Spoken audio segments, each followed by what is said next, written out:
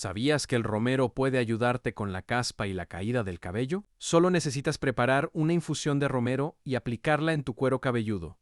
Di adiós a la caspa y fortalece tu cabello de manera natural. Cuando te enteraste que aquí se encuentra el punto de alivio llamado aspirina, se le llama así porque al presionarlo puede ayudar a aliviar el dolor de muela, dolor de cabeza, dolor de la regla y molestias en las articulaciones. ¿Sabías que comer una manzana verde todos los días puede ayudarte a mantenerte saludable? Es rica en fibra, mejora la digestión, fortalece tus defensas y te ayuda a sentirte llena por más tiempo. ¿Sabías que si comes 2 huevos duros por la mañana puedes sentirte con más energía? Te ayudan a mantenerte llena por más tiempo, aportan proteína y vitaminas importantes para tu cuerpo y tu cerebro.